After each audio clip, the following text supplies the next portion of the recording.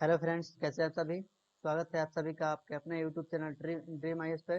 आज है set number 30 और इस सीरीज का यानी कि यह स्टैटिक जीके के सीरीज का आज लास्ट सेट है। आज सेट नंबर 30 है, तो आप भी इस वीडियो में आज लास्ट तक बने रहिएगा, क्योंकि इसमें कुछ लास्ट में आज कुछ इन्फॉर्मेशन दिया जाएगा जो आपके आने वाले एग्जाम्स के लिए काफी महत्वपूर्ण होगा। तो आज हम सेट नंबर 30 को देखेंगे। इससे पहले हम लोग 29 सेट कवर कर चुके हैं और आज के सेट देखने के बाद हम लोग कुल कुल मिलाकर 800 प्रश्नों का 800 प्रश्नों का जो है क्वेश्चन को हम लोग देख चुके होंगे। चलिए शुरू करते हैं। इससे पहले हम लोग प्रीवियस सेट के कुछ सेट देखेंगे जो आपको पिछले सेट में क्वेश्चन के रूप में दिया गया था। पहला सेट का पहला क्वेश्चन था, नवजात शिशु की 3 माह तक की आयु के लिए आयु के जो अध्ययन करता है उसको क्या कहा जाता है? नियोनेटोलॉजी कहा जाता है। निम्नलिखित निम्नलिखित में से किसे मुगल बादशाह द्वारा निजाम उल मुल्क की उपाधि प्रदान की गई थी? तो यह चिनकलीज खान को दिया गया था। अजमेर का 2.5 दिन का झोपड़ा मस्जिद का निर्माण यह किसने करवाया था? तो अलाउद्दीन खिलजी के द्वारा कराया गया था। सर सीवी रमन को उनके प्रयोग के लिए नोबेल पुरस्कार दिया गया था। यह प्रकाश के प्रकीर्णन के लिए दिया गया था 1930 में। आज के सेट नंबर 30 को देखते हैं। पहला क्वेश्चन है कि मानव शरीर में ऊर्जा की उत्पत्ति जो होती है वह किस प्रकार से होती है? मानव शरीर में जो ऊर्जा की उत्पत्ति है वह ऊर्जा की जो उत्पत्ति है वह क्या कार्य करती है? ऑप्शन है एंजाइम के क्षरण से, हार्मोन के क्षरण से, ऊतकों में ऑक्सीजन पहुंचाकर करती है, या फिर एंजाइम द्वारा ग्लूकोज के उत्तरोत्तर के द्वारा कार्य करती है। तो मानव शरीर में जो ऊर्जा की उत्पत्ति होती है वह ऊतकों में ऑक्सीजन पहुंचा करके करती है। मानव ऊतकों में ऑक्सीजन को पहुंचा करके ये करती है। सबसे ज्यादा जो ऊर्जा प्राप्त होता है मानव को वह कार्बोहाइड्रेट से होता है।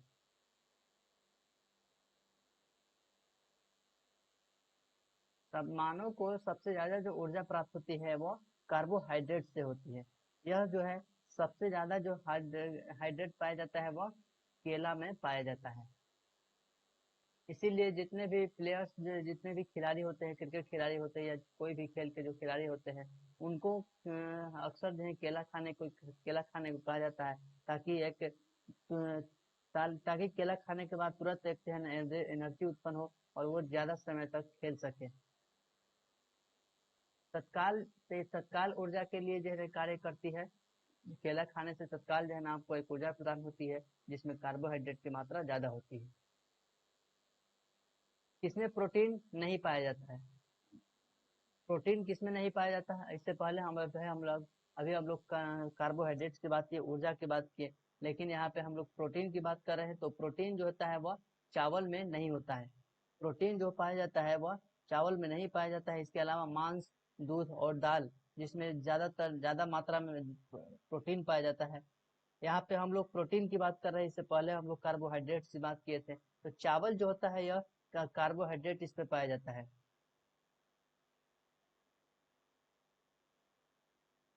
इसमें कार्बोहाइड्रेट पाया जाता है। और कार्बोहाइड्रेट होगा तो क्या होगा? इससे ऊर्जा ज्यादा प्राप्त होगी, ऊर्जा मिलेगी। तो चावल खाने से जो है ऊर्जा मिलती है, लेकिन चावल खाने से या प्रोटीन इसमें नहीं मिलता है। प्रोटीन के लिए आप मांस खाइए, दूध खा सकते हैं, और दाल दाल की जो कि एक बहुत ही महत्वपूर्ण माना जाता है प्रोटीन के क्षेत्र में। निम्नलिखित में से कौन सा खाद्य श्रृंखला का सही क्रम है? तो इससे पहले हम लोग जो है इसके बारे में हम लोग समझ चुके थे कि खाद्य श्रृंखला किसे कहते हैं, जो एक ऊर्जा पिरामिड के रूप में जो है ना इसको दर्शाया जाता है। वही हम आज फिर देखें एक बार से। ये होता है उत्पाद होता है, ये पहला ये हो गया प्राथमिक क्षेत्र, ये हो गया द्वितीय क्षेत्र, और ये होता है तृतीय क्षेत्र। ये तो हो गया उत्पाद, ये हो गया प्राथमिक, ये हो गया द्वितीयक, और ये हो गया तृतीयक। तृतीय क्षेत्र हो गया। तो उसी यही है, इसमें कह रहा है कि खाद्य श्रृंखला का सही क्रम क्या है? ये ऊर्जा पिरामिड का है। तो पहले कौन आता है? पहले घास, फिर घास को कौन खाएगा? कीट खाएगा, कीट को खाएगा मेढक, मेढक को खाएगा सर्प, और सर्प को खाएगा गरुड़। तो इस तरह से ऑप्शन नंबर ए जो है वह सही कहलाता है। अब घास को हम इसमें किस क्षेत्र में रखेंगे? तो यह उत्पाद के रूप में होता है। जहाँ पे घास होता है जो उत्पाद कहलाता है। अब उत्पाद को कौन खाएगा? तो कीट खाएगा। कीट खाएगा। कीट को कौन खाएगा? तो मेढक खाएगा। मेढक को कौन खाएगा? तो सर्प खाएगा।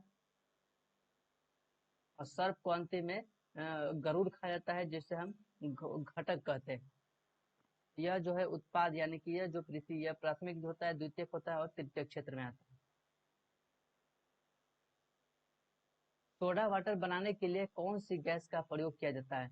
सोडा वाटर अक्सर जो है लोग सोडा पिया करते हैं, तो सोडा वाटर जो बनता है उसमें सबसे ज्यादा जो मात्रा पाई जाती है वह कार्बन डाइऑक्साइड की होती है। कार्बन डाइऑक्साइड एक गैस का प्रयोग किया जाता है और इस गैस का प्रयोग जो है सबसे पहले सोडा वाटर को जो इसमें गैस का प्रयोग करने के लिए बोला था, यह जोसेफ प्रिस्टल के द्वारा खोजी गई थी।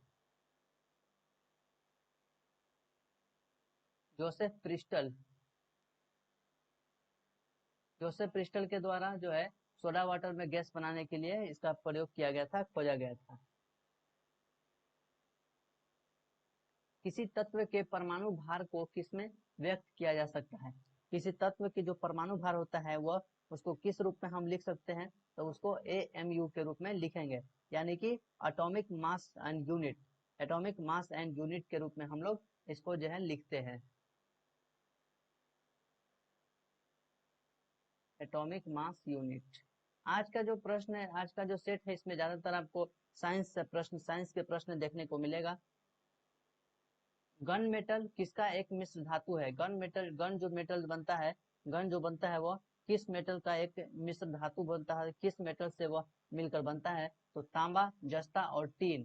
तांबा, जस्ता और टीन के साथ मिलकर यह एक एक तांबा, जस्ता और टीन का एक मिश्रण होता है। अब इसमें भी कुछ प्रश्न पूछ देता है कि गन मेटल में तांबा का किस धातु का सबसे ज्यादा प्रयोग किया जाता है? तो तांबा तांबा सबसे ज्यादा होता है, 80% होता है इसमें। वही जस्ता की बात करें तो इसमें 10% होता है। और टीन जो होता है वो लगभग आपको 1% के रूप में पाया जाता है। इस तरह से आप इसका जो है आंकड़ा भी ध्यान रखेंगे। किस उत्प्रेरक की उपस्थिति में खाद्य वनस्पति तेल वसा में परिवर्तित हो जाता है? किस उत्प्रेरक की उपस्थिति में खाद्य जो होता है वनस्पति तेल वसा में क्या होता है? परिवर्तित हो जाता है। तो यह निकेल के कारण होता है।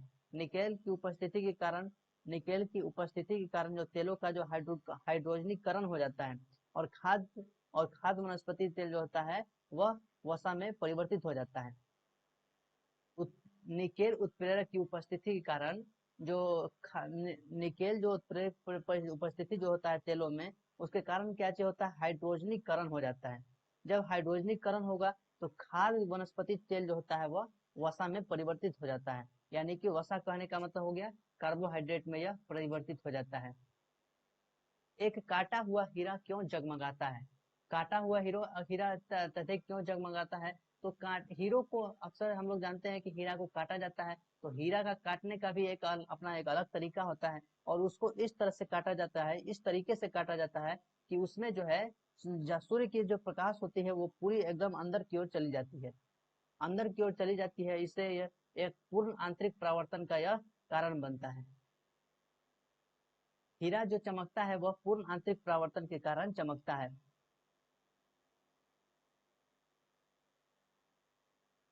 हीरे को इस तरह से काटा जाता है कि सूर्य की प्रकाश जो होती है वह पूरी तरह से एकदम किरण जो सूर्य की जो किरण होती है, प्रकाश की जो किरण होती है वह एक अंदर तक चली जाती है।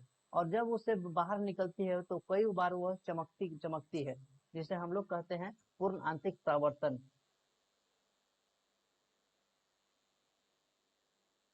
जल में वायु का बुलबुला किस भांति का व्यवहार करता है? किसकी भांति का व्यवहार करता है? यानी कि जल में जो वायु का बुलबुला होता है वो किस प्रकार के व्यवहार करता है? तो वह उत्तल दर्पण होता है, अवतल दर्पण होता है, लेंस होता है या उत्तल लेंस होता है। तो बुलबुला जो पानी में जो बुलबुला छूटता है वह एक लेंस का कार्य करता है, जो कि एक अवतल लेंस का उदाहरण होता है।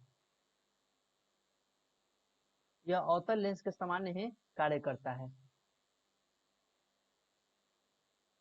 ताप बढ़ने से गैस की संयंत्रता पर क्या प्रभाव पड़ेगा? तो इससे पहले हम पिछले के सेट में हम लोग जो है इसके बारे में पढ़ चुके हैं।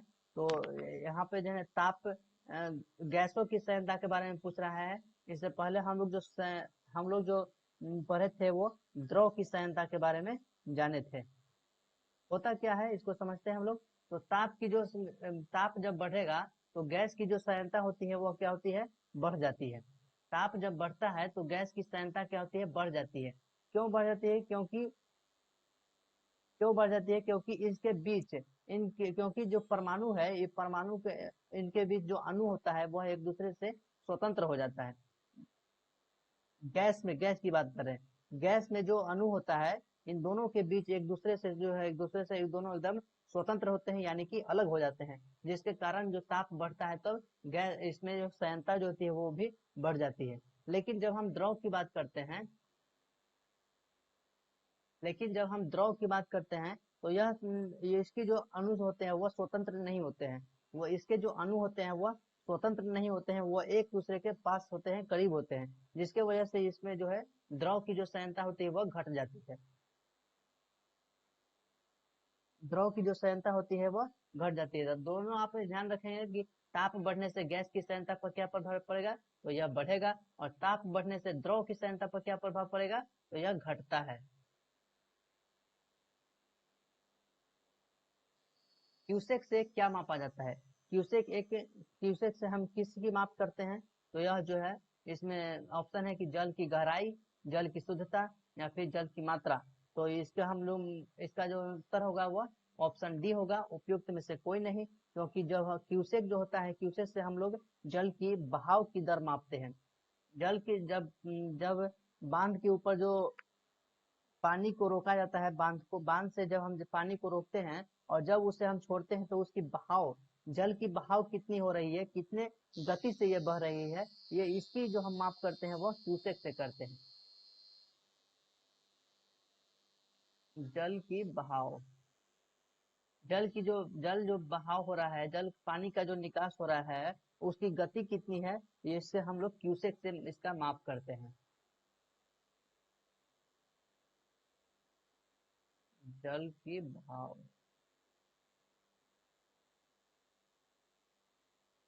ताप के निम्न में से किस पैमाने में ऋणात्मक नहीं होता है। ताप की जो मापने की इकाई होता है वो केल्विन से हम लोग नापते हैं। तो इसका जो कह रहा है प्रश्न की ताप को मापने की मापने में जो पैमाना,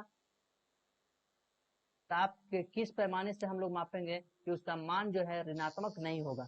तो ताप जो हम लोग मापते हैं वो केल्विन से मापते हैं।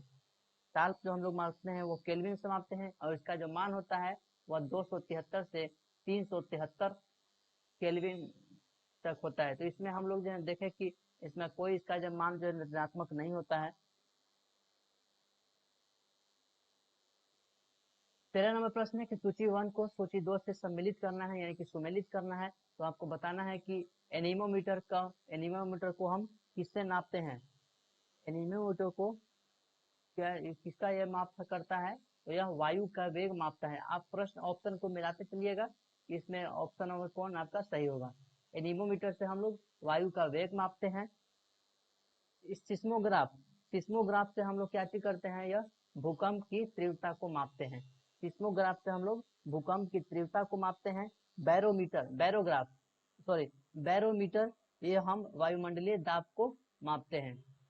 वायुमंडलीय दाब को हम लोग मापते हैं बैरोमीटर से। और हाइग्रोमीटर या आर्द्रता को हम लोग इसकी माप करते हैं। तो वायुमंडलीय जो है दाब होता है यह। तो आप जिन्हें मिला सकते हैं, तो आप समझ रहे कि यहाँ पे कौन सा प्रश्न आपको सही, कौन सा उत्तर आपको सही मिलेगा। तो पहला के जो है वो 3 होगा, ए के 3, बी के 1, ए के 3 और बी के 1। तो आपको और ज्यादा मिलाने की जरूरत नहीं है, ऑप्शन नंबर डी में यह उत्तर सही होगा। पूंजीवाद अर्थव्यवस्था में कीमत निर्धारण किसके द्वारा किया जाता है। पूंजीवाद अर्थव्यवस्था का अर्थ होता है कि उसका जो कीमत होगा वो निर्धारण कौन करेगा। क्या मांग और पूर्ति से होगा, या फिर सरकारी प्राधिकरण के द्वारा किया जाएगा, या फिर जो बाजार में जो क्रेता होगा वो करेगा, या फिर जो बाजार में विक्रेता होगा वो करेगा। तो पूंजीवाद अर्थव्यवस्था इसका कीमत कौन निर्धारण करेगा? तो इसका जो कीमत निर्धारण होता है वो मांग और पूर्ति के आधार पे होता है। अब कैसे होगा, जैसे कि हम लोग समझते हैं। अब जैसे कि मान लेते हैं कि हम जो है ना मार्केट में कोई सामान, ऐसा मार्केट में जो कोई सामान है जिसकी पूर्ति जो है वो बहुत कम है, उसकी जो कैपेसिटी है वो वस्तु की जो वस्तु जो है वो काफी कम है, लेकिन लोगों में जो है उसको मांगने की क्षमता जो थी, लोगों में उसको जो है लोग उसको काफी ज्यादा यूज कर रहे हैं, यानी कि उसको मांग बढ़ रही है। जब मांग बढ़ेगी और सामान कम है, लोगों को जो है चाहिए ज्यादा लेकिन है मेरे पास कम, तो हम क्या सोचेंगे कि ज्यादा से ज्यादा जो है ना मेरे पास है कम है लेकिन ज्यादा से ज्यादा इस चीज से पैसा कमाया जाए, तो हम क्या करेंगे कि मांग बढ़ रहा है इसलिए हम क्या करेंगे, कीमत को बढ़ा बढ़ा देंगे। कीमत को हम क्या करेंगे, बढ़ा देंगे, क्योंकि सामान पूर्ति भी कम हो रहा है, खरीदने वाले लोग कम खरीदने वाले ज्यादा हैं, लेकिन मेरे पास उतना सामान ही नहीं है, तो हम क्या करेंगे कि कम ही सामान में हम ज्यादा से ज्यादा पैसा कमाना चाहेंगे, इसलिए उसका जो दाम होगा वो हम क्या करेंगे, बढ़ा देंगे। लेकिन लेकिन यदि हमारे पास सामान जो है ना बहुत सारा है, मेरे पास मार्केट में सामान जो है ना बहुत बेचने के लिए बहुत सारा है, लेकिन उसको जो है खरीदने वाला कोई नहीं है, तो हम क्या करेंगे, इसको जो है ना अब इसको कम दाम पे बेचेंगे, ताकि लोग इसको जो है ज्यादा से ज्यादा लोग खरीद सके। तो हम क्या कर रहे हैं कि मांग जिस तरह से बढ़ रहा है, मांग और पूर्ति जिस तरह से हो रहा है, हम उस तरह से क्या कर रहे हैं, रेट को बढ़ा और घटा रहे हैं। तो इस तरह से यह जो है पूंजीवाद अर्थव्यवस्था का एक निर्धारण होता है कि किस प्रकार से कीमत का निर्धारण होता है। किस पंचवर्षीय योजना में भारी उद्योग को प्राथमिकता दी गई थी? किस पंचवर्षीय योजना में भारी उद्योग को प्राथमिकता दी गई थी? तो पहली पंचवर्षीय योजना में जो था वो उसमें कृषि का प्रयोग किया गया था। इसमें कृषि का जो है ना कृषि को प्राथमिकता दी गई थी। और दूसरी जो पंचवर्षीय योजना थी, इसमें भारी उद्योग को इसमें बढ़ावा दिया गया। इसमें उद्योग को बढ़ावा दिया गया। और तीसरी जो पंचवर्षीय योजना थी उसमें आत्मनिर्भर यानी कि कृषि और उद्योग दोनों को इसमें, अगर इसमें दोनों को हम मिला दें तो यह तीसरी पंचवर्षीय योजना हो जाएगी।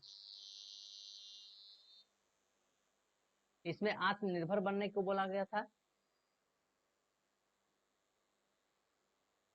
इसमें आत्मनिर्भर बोलने के बोला गया था।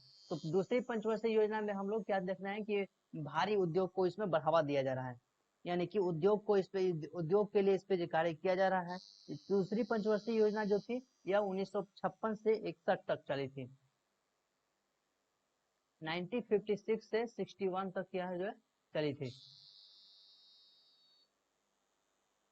और तीसरी जो चली थी वह 61 से, तीसरी जो चली थी वह 61 से 1961 से चली थी 65 तक।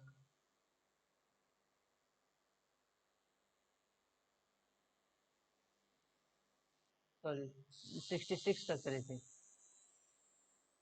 तो इस तरह से आप जो है ध्यान रखिएगा। भारत में 14 प्रमुख बैंकों का राष्ट्रीयकरण किस वर्ष किया गया था? 14 प्रमुख बैंकों का जो राष्ट्रीयकरण किया गया था हुआ ये था कि देश में जो है विकास करने के लिए बैंकों का योगदान जो है बैंकों का योगदान अधिक से अधिक हो, इसलिए 1969 में 14 बैंकों का राष्ट्रीयकरण किया गया। 1969 में 14 बैंकों का राष्ट्रीयकरण किया गया ताकि देश का जो विकास हो सके, देश का जो विकास होगा उसमें बैंकों का भी बहुत सारा योगदान मिल सके। तो इसमें 14 बैंकों का राष्ट्रीयकरण किया गया। लेकिन यह इंदिरा गांधी के समय 1969 की बात करेंगे तो यह इंदिरा गांधी के समय कार्य किया गया था। इसके अलावा फिर जब पुनः 1980 में यानी कि 1980 में पुनः 6 बैंकों का राष्ट्रीयकरण किया गया। 6 बैंकों का राष्ट्रीयकरण किया गया। 1969 में 14 को किया गया और 1980 में 6 बैंकों का राष्ट्रीयकरण पुनः हुआ। जैव विविधता का संरक्षण किसके लिए आवश्यक है? जब हम अक्सर हम बायोडायवर्सिटी की बात करते हैं कि बायोडायवर्सिटी को हमें जो है ना बचाना चाहिए, तो यह इसके लिए किसके लिए आवश्यक होगा? वन्य जीव की सुरक्षा के लिए, परिस्थिति तंत्र की सुरक्षा के लिए, या फिर पृथ्वी की सुरक्षा के लिए? तो ऑप्शन नंबर डी जो है वह बिल्कुल सही होगा, क्योंकि बायोडायवर्सिटी जो है यह तीनों के लिए एक महत्वपूर्ण हो जाता है, महत्वपूर्ण कार्य करता है। क्योंकि यह जो है बायोडाइवर्सिटी जो है यह पृथ्वी पर संतुलन बनाए रखने के लिए जैव विविधता को हम लोग क्या करते हैं, संरक्षण करते हैं, संरक्षण करते हैं।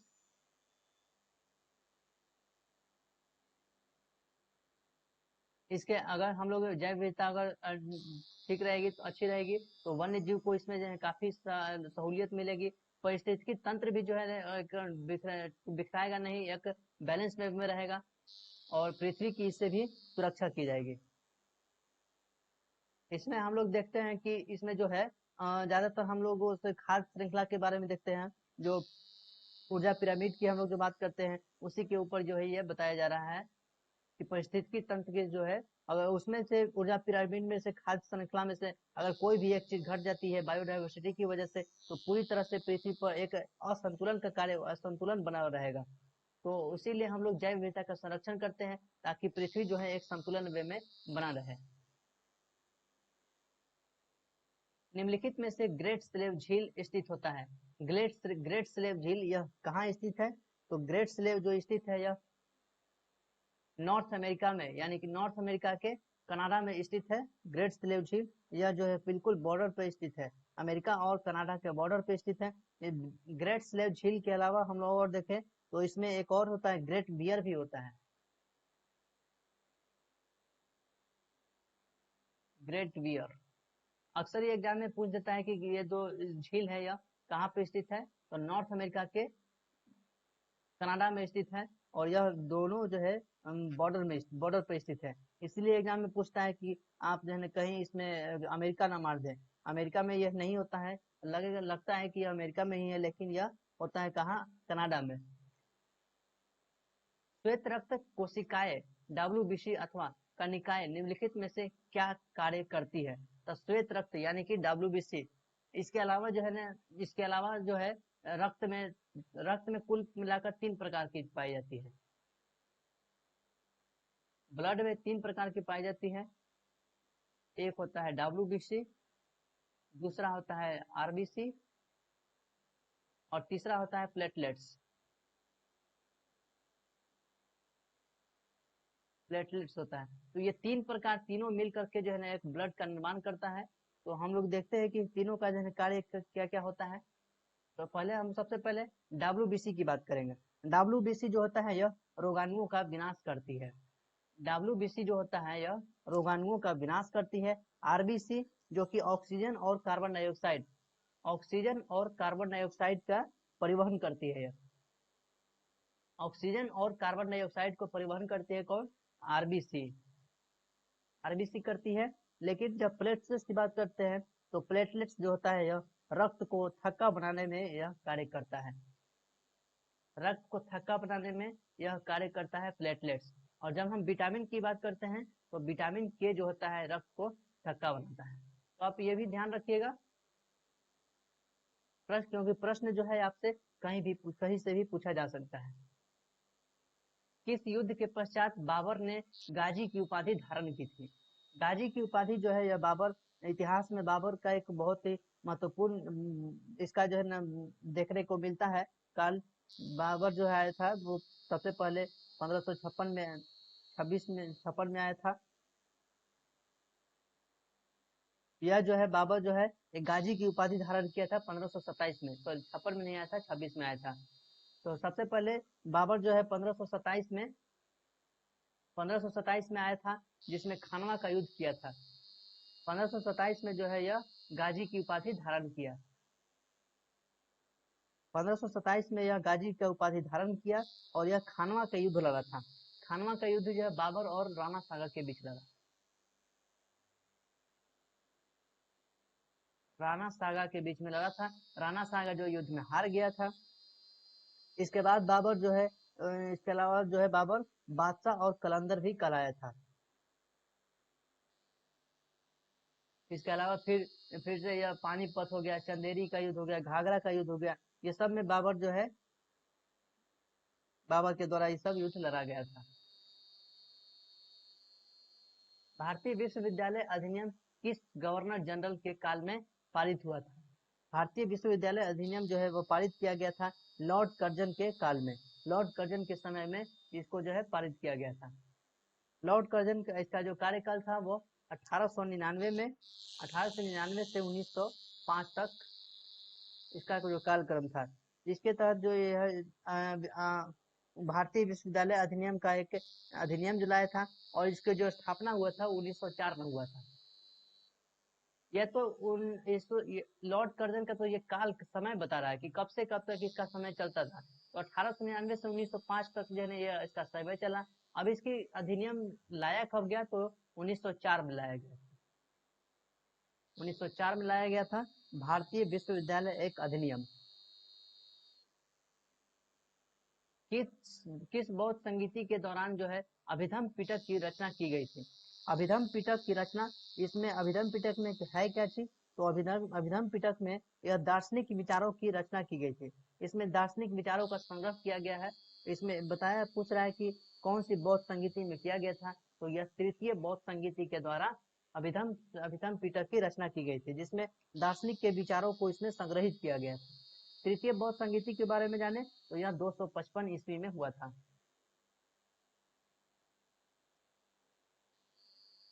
255 ईस्वी में हुआ था। प्रथम की बात करें तो यह 483 में हुआ था।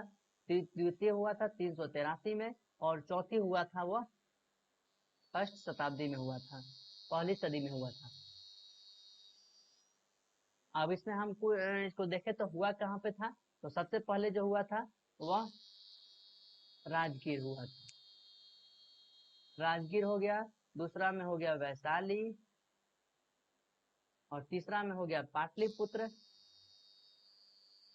और चौथा में हो गया कश्मीर। आप जो है इस चीज को आप पढ़े भी होंगे अच्छे से। निम्नलिखित घटनाओं का सही क्रम जो है आपको बताना है कि कौन सा युद्ध जो है वह सही क्रम में है। सबसे पहले कौन सा युद्ध जो है वो सबसे सही क्रम में है, तो इसके लिए आपको जो है क्या करना होगा कि आपको इसका सबका जो है डेट याद रखना होगा कि यह सब हुआ कब था, तो तब जाकर आप जो है इसका जो है सही क्रम आप लगा सकते हैं। तो हम आप सबका डेट बताते हैं, आप जो है क्रम सजाते चलिएगा कि कौन सा ऑप्शन नंबर सही होगा। क्रिप्स जो मिशन आया था वो मार्च 1942 में आया था। मार्च 1942 में आया था क्रिप्स मिशन। इसके अलावा अगस्त प्रस्ताव कब आया था, तो अगस्त प्रस्ताव जो आया था अगस्त 1940 में आया था। अगस्त 1940 में आया। भारत छोड़ो आंदोलन ये कब आया था, तो भारत छोड़ो आंदोलन जो हुआ था वो अगस्त में हुआ था। अगस्त में कब, 1942 में। व्यक्तिगत सत्याग्रह ये कब हुआ, तो यह अक्टूबर 1940 में हुआ। आपको जो है डेट पता है तो आप जो है क्रम से यहाँ पे सजा सकते हैं कि सबसे पहले इसका जो घटनाओं का जो सही क्रम है वो क्या हो सकता है। तो सबसे पहले कौन होगा एक नंबर में, एक नंबर में होगा अगस्त 1940। एक नंबर में कौन कौन होगा, एक नंबर में हो जाएगा अगस्त 1940। तो ये हो गया दो नंबर, ये दो हो गया पहले। उसके बाद कौन आएगा, अगस्त के बाद आता है अगस्त के बाद आएगा फिर अगस्त सितंबर अक्टूबर 1940 में ही चलेंगे अब तक। फिर हो जाएगा व्यक्तिगत सत्याग्रह 1940, तो ये हो जाएगा दूसरे नंबर पे, यानी कि 2 हो गया, 4 हो गया, ऑप्शन में आप मिलाते चलिए। उसके बाद फिर कौन आएगा, मार्च 1942, ये हो जाएगा एक नंबर। और फिर हो जाएगा भारत छोड़ो आंदोलन, ये हो जाएगा 3 नंबर। ऑप्शन नंबर कौन सही होगा, 2 4 3 1, 2 4 3 1, यह ऑप्शन नंबर डी में 2 4 3 1, ऑप्शन नंबर बी जो है वह सही होगा 2 4 3 1। क्रिप्स मिशन कब आया था, तो मार्च 1942 में आया था। अगस्त प्रस्ताव अगस्त 1940 में आया था। भारत छोड़ो आंदोलन अगस्त 1942 में आया, और व्यक्तिगत सत्याग्रह अक्टूबर 1940 में शुरुआत हुई थी। तो इस तरह से जब आपको क्रम सजाने के लिए बोला जाता है तो आपको जो है डेट याद रखना होगा, तब जाकर के आप एक सही क्रम इसको लगा सकते हैं। दिल्ली सल्तनत के किस शासक ने एकता प्रणाली की शुरुआत की थी। एकता प्रणाली की शुरुआत कौन किया था, तो यह एकता प्रणाली जो है यह इल्तुतमिश के द्वारा शुरू किया गया था। इल्तुतमिश के द्वारा शुरू किया गया था। इसके अलावा तुर्कान चिहलगानी और शुद्ध अरबी सिक्के इसी के इल्तुतमिश के द्वारा ही जारी किया गया था? एकता प्रणाली हो गया, तुर्कान ए चिहलगानी, तुर्कान ए चिहलगानी। इसके अलावा और क्या चीज किया था ये? तो शुद्ध अरबी सिक्के जारी किया, अरबी सिक्के जारी किया। तो इल्तुतमिश के बारे में हम देखें कि ये 3 तरह का, इसके अलावा और भी बहुत सारा कार्य किया होगा। और ये और क्या किया था ये? इल्तुतमिश तो पहली बार जो है दिल्ली को राजधानी बनाया था। दिल्ली को राजधानी कौन बनाया था सबसे पहले? तो इल्तुतमिश ने बनाया।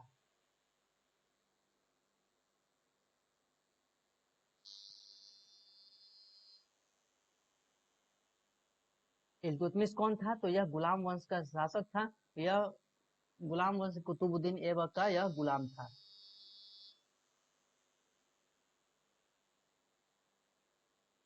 निम्नलिखित में से कौन चतुराई पूर्ण निष्क्रियता की नीति के साथ जुड़ा हुआ था?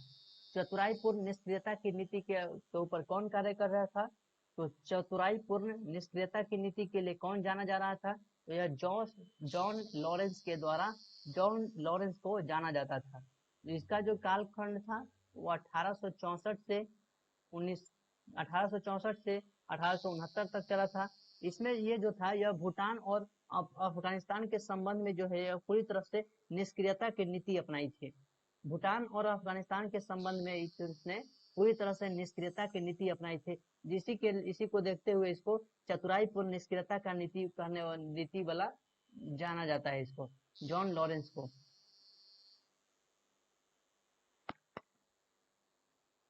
तो इस तरह से हम लोग आज 25 प्रश्न को देखते हुए हम लोग कुल मिलाकर 30 सेट कवर किए। आज के कुछ प्रश्न है जो आपको कमेंट में बताना है। पहला जो प्रश्न है कि किसी फ्रांसीसी को भारत में फ्रांसीसी कंपनी का संस्थापक माना जाता है? अकबर के साथ युद्ध करने वाली रानी दुर्गावती कहाँ की थी? और मैग्रो वन किसे कहा जाता है? और यह चितवन घाटी किस देश में स्थित है? तो इस सेट के साथ, इस 25 प्रश्न के साथ हम लोग कुल मिलाकर टोटल 30 सेट कवर किए। स्टैटिक जीके सीरीज ये आपका पूरी तरह से हो गया खत्म।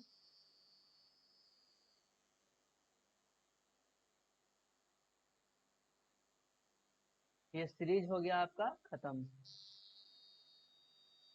इसके बाद हम लोग यानी कि 1 अक्टूबर 2021 हम लोग शुरू करने वाले हैं करंट अफेयर्स। करंट अफेयर्स जिसमें आपको यहाँ भी आपको इसमें कितना सेट मिलेगा नहीं पता है, कितना सेट मिलेगा, क्योंकि जब 12 दिसंबर तक चलने वाला है। 12 दिसंबर तक ये इसमें चलेगा और इसमें प्रश्नों की संख्या बढ़ाई जाएगी। वन सेट में हर सेट में आपको 30 प्रश्न मिलेंगे और यहाँ भी आपको इसी तरह से याद करवाने के लिए आपको ये रटना नहीं पड़ेगा, आप समझने की कोशिश करिएगा। एनालिसिस पूरी तरह से किया जाएगा जिस तरह से स्टैटिक जीके को किया गया है, ताकि यह जो है एक लंबे समय तक आपको जो है याद रखे। अब इसमें जो है ना आपको क्या करना है, ये जो सीरीज तो खत्म हो गया सेट, तो ये सीरीज तो खत्म हो गया स्टैटिक जीके का। ये आपको इस सबको जो है पुनः एक बार जो है ना वीडियो को देखते रहना है समय समय पर जब भी एग्जाम के नजदीक समय आए तो, ताकि जो है ना आपका जो ये जितना जो आप पढ़े हुए हैं इतना देखिए, इसमें कुल मिलाकर आपको 800 से 800 तक आपको प्रश्न देखने को मिला। ये इतना ऐसा नहीं है कि इसमें से कहीं आपसे एग्जाम में नहीं पूछा, बहुत इसमें से एग्जाम में पूछने वाला है प्रश्न, बता देते हैं। और एग्जाम के बाद जो है इसमें एनालिसिस भी हम करेंगे कि कहाँ से कितना प्रश्न आया है। आप जो है ना इस चीज को ध्यान रखिए और इस चीज को जो है छोड़िए नहीं, आपको आप लोग को पढ़ना पड़ेगा। और बीच बीच में हम लोग जो है ना इससे इसी सेट से स्टैटिक जीके से पिछले सेट से हम लोग टेस्ट भी लेते चलेंगे। आपको करना क्या है, क्या चीज है कि आपको जो आप लोग को जो है ना वीडियो को शेयर करिए और लोगों को जोड़िए, ताकि जो है ना कोई छूट न ताकि कोई छूट न जाए। और जितने भी लोग जो आपके दोस्त हैं आपके, या व्हाट्सएप और टेलीग्राम में जितने सारे ग्रुप हैं उसमें शेयर करिए और ज्यादा से ज्यादा लोगों को जोड़िए, ताकि और भी लोग इसमें जुड़ सके और उनकी भी तैयारी एक बेहतर रूप से चल सके। वीडियो अच्छा लगा होगा, कुछ सीखने को मिला होगा तो जरूर आप शेयर करिएगा, और वीडियो को चैनल पर नए हैं तो सब्सक्राइब करिएगा। इसके साथ ही बड़ों का आदर करें, छोटे को प्यार करें, और अपना व्यक्तित्व इस तरह से बनाएं ताकि महिलाएं आपके साथ सुरक्षित महसूस करें। मिलेंगे हम लोग नेक्स्ट वीडियो में, तब तक के लिए जय हिंद। बहुत जल्द मिलेंगे हम लोग।